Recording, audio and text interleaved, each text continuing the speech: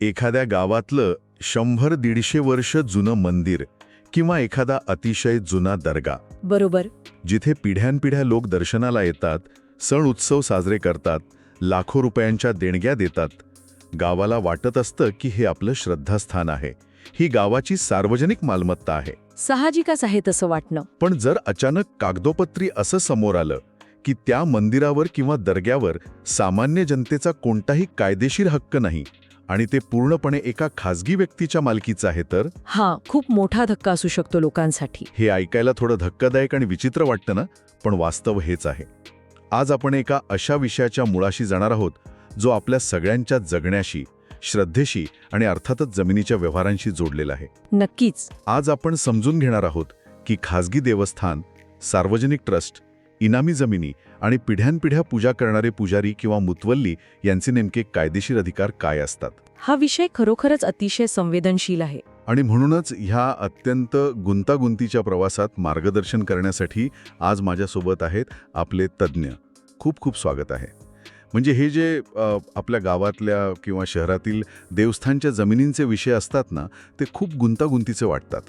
हो, कारण इथे लोकांच्या भावना आणि जमिनीचे कठोर कायदे यांची सांगड घालावी लागते. समाजात याबद्दल अनेक गैरसमज आहेत, पण माझ्या अनुभवानुसार आणि कायद्याच्या चौकटीत आपण हे सविस्तर बघूया, जेणेकरून कोणत्याही सामान्य माणसाला यातील कायदेशीर बाजू अगदी स्पष्टपणे समजेल. अगदी बरोबर. आणि प्रेक्षकांनो, तुम्ही याबाबत कधी विचार केला आहे का? कमेंट सेक्शनमध्ये सांगा. हो, लोकांचे अनुभव ऐकायला नक्कीच आवडेल.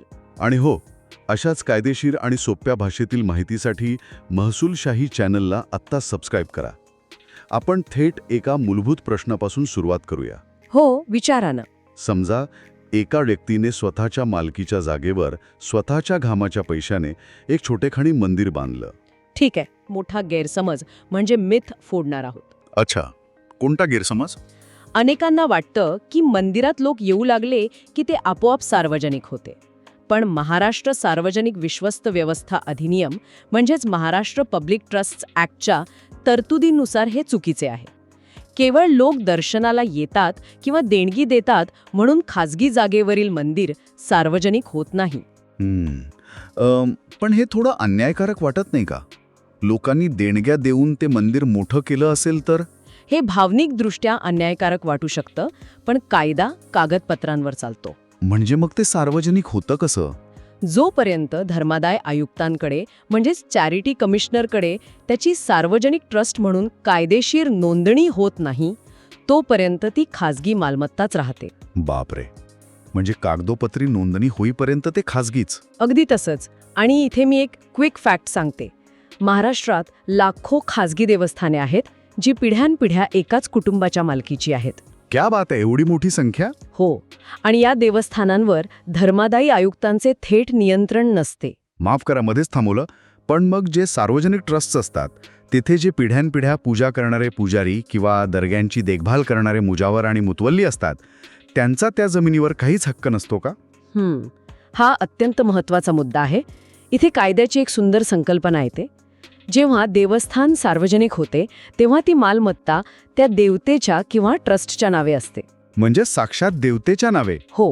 कायद्याच्या नजरेत देवता ही कायमस्वरूपी अज्ञान व्यक्ती म्हणजे परपॅच्युअल मायनर मानली जाते. म्हणजे एका लहान मुलासारखं, ज्याला स्वतःचा निर्णय घेता येत नाहीत. अगदी बरोबर. आणि म्हणूनच पुजारी किंवा मुतवल्ली हे केवळ व्यवस्थापक किंवा सेवेकरी असतात. त्यांचा त्या जमिनीवर मालकी हक्क नसतो. म्हणजे ते ती जमीन विकू शकत नाहीत? अजिबात नाही. ते ती जमीन विकू शकत नाहीत किंवा कोणाला बक्षीसपत्र म्हणून देऊ शकत नाहीत. मग हे सामान्य माणसाने कसं ओळखायचं?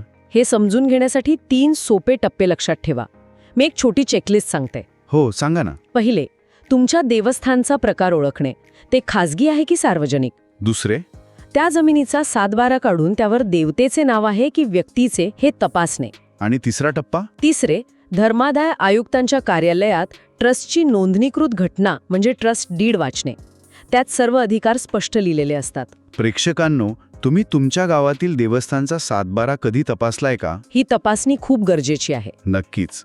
तुम्ही ही कायदेशीर खात्री करणार का? असल्यास समस्या कमेंटमध्ये लिहा. आणि अशाच सखोल माहितीसाठी महसूलशाही चॅनलला आत्ताच सबस्क्राईब करा. हो, कायदेशीर माहिती असणं खूप आवश्यक आहे. याच संदर्भात आपल्या आधीच्या एका व्हिडिओवर एका प्रेक्षकाने इनामी जमिनींबद्दल कमेंट केली होती. हां. पण एक प्रश्न आहे. जुन्या काळी राजांनी किंवा संस्थानिकांनी पुजाऱ्यांच्या उदरनिर्वाहासाठी ज्या जमिनी दिल्या होत्या त्याचं काय? हा एक वेगळा आणि अत्यंत महत्त्वाचा भाग आहे. तिथेही त्यांच्या मालकी हक्क नसतो का? म्हणजे त्यांच्या पूर्वजांनी ती जमीन कसायला घेतली होती ना? इथेच आपण दुसऱ्या मोठ्या गैरसमजाकडे म्हणजे मिथकडे येतो. महाराष्ट्र जमीन महसूल संहितेच्या म्हणजे लँड रेव्हेन्यू कोडच्या तरतुदीनुसार या वर्ग 3च्या जमिनी असतात. वर्ग 3 म्हणजे देवस्थान इनामी जमिनी. बरोबर. बऱ्याच पुजाऱ्यांना वाटते की ते या जमिनीचे मालक आहेत, कारण ते पिढ्यानपिढ्या तिथे शेती करत आहेत. हो ना, सातबारावर त्यांचाही उल्लेख असतोच. पण वास्तव हे आहे की त्यांना फक्त त्या जमिनीतून येणारे उत्पन्न म्हणजे शेती किंवा कुळाकडून मिळणारा खंड घेण्याचा अधिकार आहे, जमीन विकण्याचा नाही. म्हणजे मालकी शासनाची किंवा देवतेचीच असते. हो. इथे दुसरी क्विक फॅक्ट लक्षात घ्या. कोणत्याही वर्ग 3च्या देवस्थान इनामी जमिनीची विक्री शासनाच्या आणि धर्मादाय आयुक्तांच्या पूर्वपरवानगीशिवाय बेकायदेशीर ठरते. बापरे. पूर्वपरवानगी नसेल तर व्यवहार रद्द होतो. होय. महाराष्ट्र जमीन महसूल संहितेचे कलम 36 आणि धर्मादाय कायद्याचे कलम 36 नुसार तो व्यवहार शून्य मानला जातो. म्हणजे खरेदीदाराला काहीच हक्क मिळत नाही. या अज्ञानामुळेच अनेक वाद आणि फसवणुकीचे प्रकार घडतात. म्हणूनच कायद्याचे ज्ञान असणं ही काळाची गरज बनली आहे, नाही का? अगदी 100%.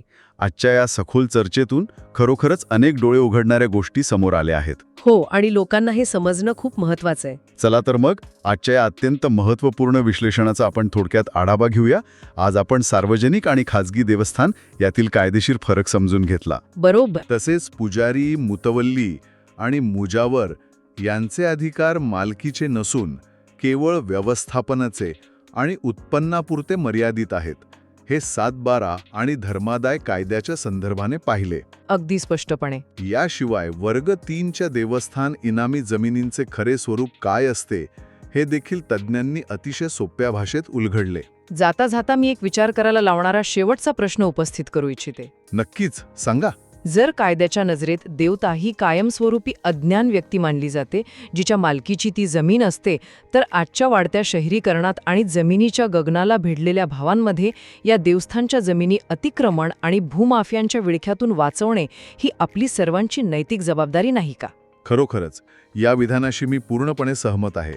श्रोत्यांनी यावर नक्कीच विचार करायला हवा. ही काळाची मोठी गरज आहे. हा व्हिडिओ आपल्याला आवडला असेलच. असेच महसूल आणि इतर सर्व कायद्यांबाबत सोप्या भाषेत मार्गदर्शन तुम्हाला यापुढेही हवंय? नक्कीच हवं असे. मग आपलं महसूलशाही यूट्यूब चॅनल तुमच्यासाठी आहे. चॅनलला आत्ताच सबस्क्राईब करा. आणि हो, पुढच्या व्हिडिओसाठी तुम्ही विषयही सुचवू शकता. अगदी बरोबर. पुढच्या भागात आपण पाहणार आहोत की जर एखाद्याने गायरान जमिनीवर अतिक्रमण केले असेल तर नवीन महसूल कायद्यानुसार काय कारवाई होऊ शकते. तोही विषय खूप गाजतोय सध्या. नक्कीच. अधिक माहितीसाठी स्क्रीनवर दिलेल्या लिंकद्वारे आमच्या व्हॉट्सॲप व टेलिग्राम ग्रुपमध्ये सामील व्हा. तिथे तुम्हाला अशीच उपयुक्त माहिती मिळेल. हा व्हिडिओ आपल्या मित्रांना गावातल्या व्हॉट्सॲप ग्रुपमध्ये जरूर फॉरवर्ड करा, जेणेकरून माहिती प्रत्येक गरजू व्यक्तीपर्यंत पोहोचेल. ज्ञानाची देवाणघेवाण महत्वाची आहे. कारण आम्हाला विश्वास आहे की ज्ञान हे प्रत्येकाचा हक्क आहे. आज इथेच थांबूया. लवकरच भेटू पुढील भागात. धन्यवाद. जय महाराष्ट्र.